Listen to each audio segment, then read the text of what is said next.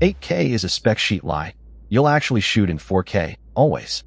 The Ace Pro 2 pushes 8K 30, but I bet you'll never use it. Here's what actually matters. Let's go over the specs.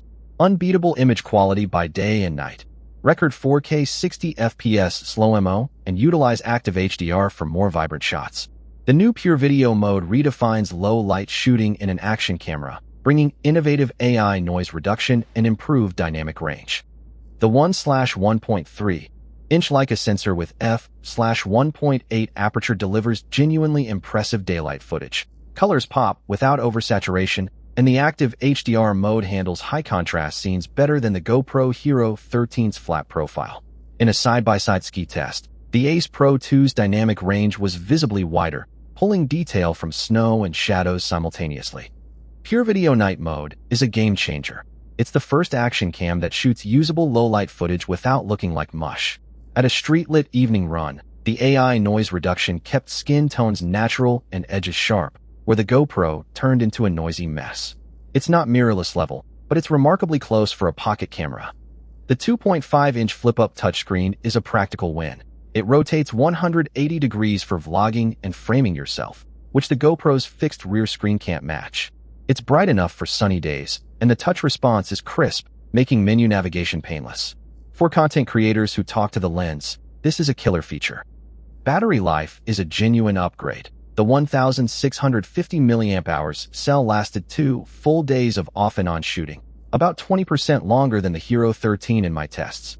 The included fast charger tops it up in under an hour, and the USB-C port works with any power bank, so you're not tethered to proprietary gear. Build quality feels premium. The aluminum body survives a 2-meter drop onto concrete without a scratch, and the waterproofing to 33 feet held up in a snorkeling test. The lens cap is scratch-resistant, and the magnetic quick-release mount snaps securely, making it the most confident-feeling action cam in its class. The 8K 30 mode is a marketing gimmick. Files are massive, and the sensor overheats after 15 minutes, forcing a shutdown. Even at 4K 60, the camera gets warm, and you'll need a firmware update to fix stuttering in high bitrate modes. I shot in 4K 30 most of the time, which defeats the 8K headline. The AI noise reduction in PureVideo has a catch. It occasionally smears fine textures, like tree branches or fabric patterns, making them look waxy. In a low-light cityscape, the sky was clean, but the brickwork turned into a smooth blur. If you pixel peep, it's distracting, though it's a trade-off for noise-free footage. The app is a weak point. Insta360's companion software crashes on my Pixel 8 during 4K transfers, and the AI editing tools are slow and sometimes misfire. The GoPro Quick app is more stable and faster for quick edits, which matters when you're on the go. A camera is only as good as its workflow, and this one stumbles. At $650, it's $50 more than the GoPro Hero 13 Black, yet you're paying for the 8K you'll rarely use.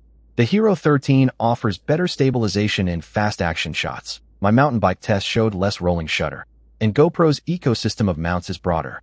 Unless you need night mode, the value tip is debatable. The Insta360 Ace Pro 2 is a niche winner for night shooters and vloggers, but the 8K hype and app issues keep it from dethroning the GoPro as the all-around champ.